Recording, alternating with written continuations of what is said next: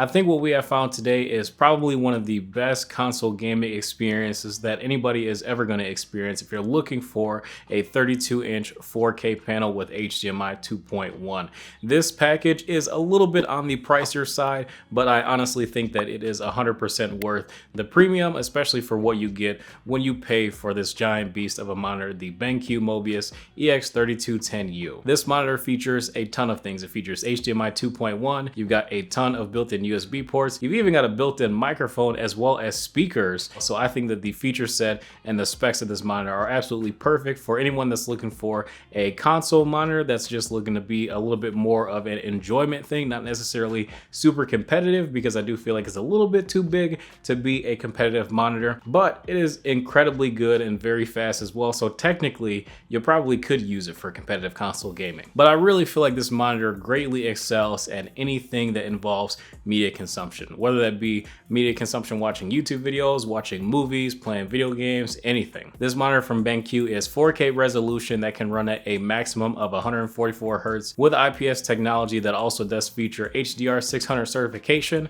as well as emulated HDR. Again, you do get two HDMI 2.1 ports available, a DisplayPort 1.4 port, 4 USB ports, as well as the link back to your PC, as well as a headphone jack. You do get the TreVolo speakers that do come on a lot of other BenQ Mobiuz monitors as well, but this monitor does feature a built-in microphone as well, which is really weird with two different modes. Let's do a quick sound test of the microphones. This is just a quick test of the microphone on the privacy setting on the BenQ Mobiuz EX3210U with the AI noise cancellation set to level 2. And here is another quick test of the microphone in the omnidirectional mode, again with the noise cancellation level set to level 2. Let me know in the comment section which one you guys think sounds better.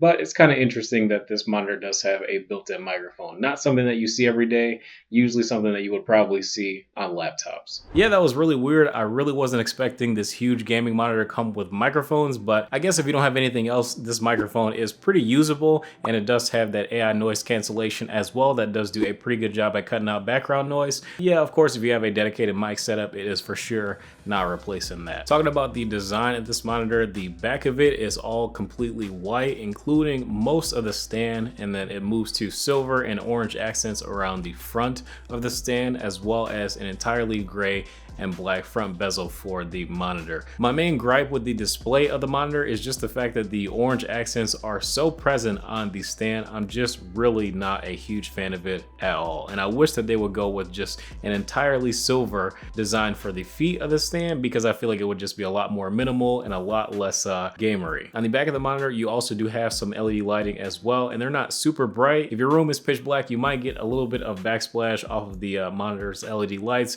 but they're not necessarily that strong, so I wouldn't expect it. And if you have anything that is similar to daylight in your room, you're probably not going to see it or notice it at all. The stand does feature height, rotate, and tilt functionality, but it does not offer pivot functionality. So if you're looking to use this 32-inch panel vertically oriented, you will have to get a monitor arm. And honestly speaking, with the ugliness of the orange accents on the front of the monitor that I'm really tired of after seeing for 2 years from the Mobiuz lineup, I think I'm ready to get a monitor arm for this one. One thing that's great about having all those ports and features built into this monitor, as well as those speakers, is that you actually do get a nice little remote that I have seen on other BenQ Mobiuz products, and I'm glad that this one is included, especially because this monitor is $1,100. This remote does also work with any other BenQ Mobiuz monitor that you may have as well, so as long as it does have that front IR sensor, you are able to use that remote with those monitors. Talking about the panel itself, I was able to achieve 95% DCI-P3 color accuracy after calibration, as well as 100% of ARGB as well as sRGB. So depending on the color space that you use this in, it should be very good after calibration. Beforehand, you definitely don't want to. Beforehand, when I measured it, I got around 87% of DCI-P3 accuracy. So you definitely want to go ahead and grab yourself some kind of display calibrator to be able to achieve the color reproduction that you want, so that the content that you create is consistent on whatever device other people are going to be viewing your content on. Now, as far as gaming gaming and content consumptions, you do have quite a few different modes on this monitor that will potentially enhance your experience of whatever you're viewing. So there is that HDRI mode, which is the HDR emulated mode that does give you a couple of different ways to view content. If you're really into having those deep black levels and whatnot, you may find that you may enjoy using the HDRI modes. Me personally, I'm into it if the panel can do a great job at it natively and also still give me a lot of control over the different settings that pertain to the color and contrast ratios. But the HDRI is just so limiting and locked down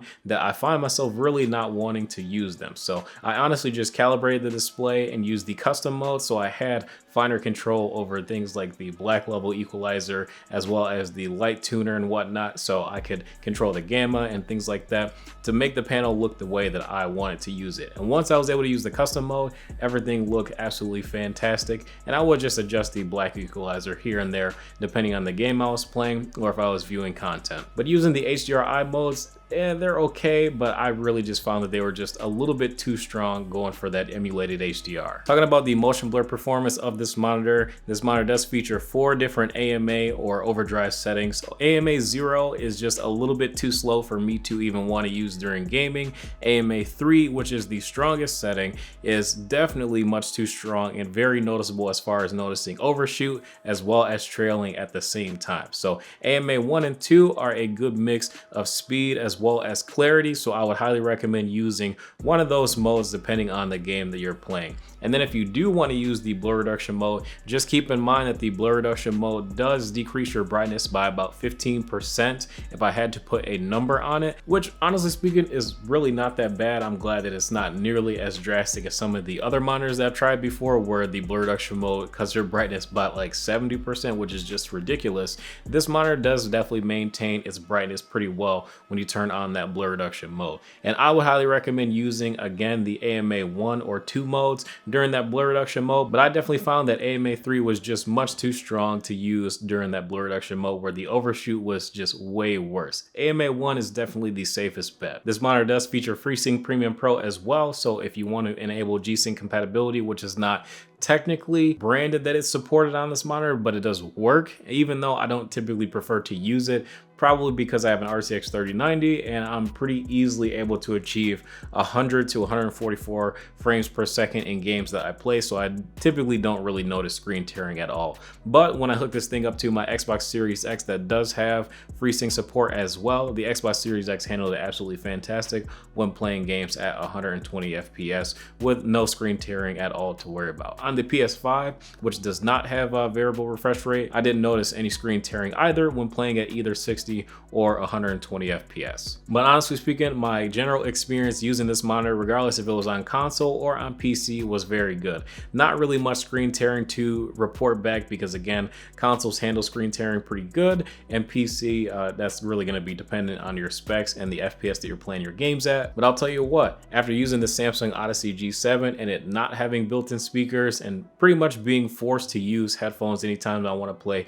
a console game, and this monitor having built-in speakers that actually sound pretty good and definitely more than usable when I just want something very simple to set up and not have to worry about hooking up PC speakers to then use for the console audio, is just such a nice and refreshing experience that you usually don't get on a lot of monitors. And again, this speaker is a 2.1 setup, so you do have 2 quality drivers as well as a woofer that's going to give you a decent amount of bass, but my personal favorite sound setting was the Pop Live setting. But here's a quick sound test of a lot of the different sound modes that are offered by these TreVolo speakers built into the Mobiuz EX3210U. Today, you will see what losing feels like. Spoiler!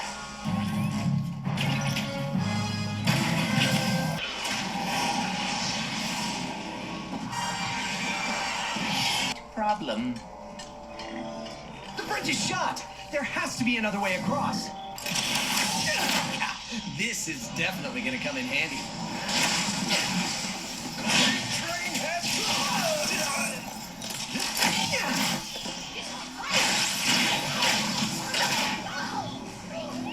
But for $1,100, is this monitor worth it? I would definitely have to say yes. This monitor features HDMI 2.1 at a 32-inch screen size that has excellent color reproduction as well and incredible sharpness for being a 4K panel. It's IPS and it's not curved as well, so you can easily fit this into any setup, whether it would be a gaming setup or a productivity setup that you happen to do a little bit or a lot of bit of gaming at. And honestly speaking, these built-in speakers is just such a great thing to have for console gaming that I would not even take that for granted at all. And it's really nice to have built-in speakers on monitors. And I would love to see a 27 or 28-inch version of this exact same monitor just for people that like to play a little bit more competitively. I find that that screen size is a lot better suited for competitive play, where 32 inches is just a little bit too immersive and it's a bit harder to focus because your eyes have to look a little bit further to view all sides of the screen, which I don't really think is great for competitive play. But as far as just having a luxury gaming experience that is incredibly immersive with decent audio coming from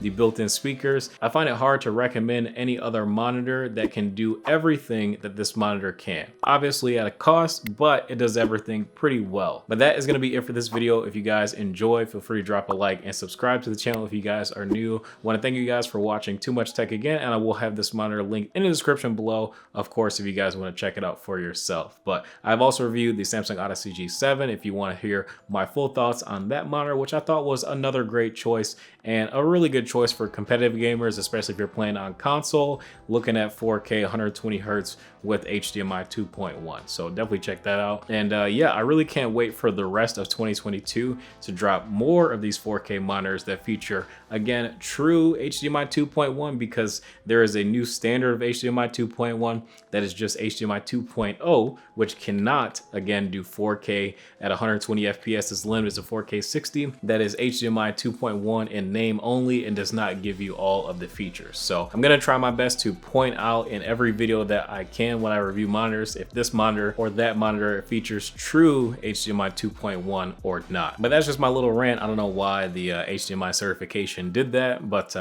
yeah, it's kind of irritating. Anyways, I digress. Thank you guys for watching. I hope you guys enjoyed this video, and I will see you in the next one.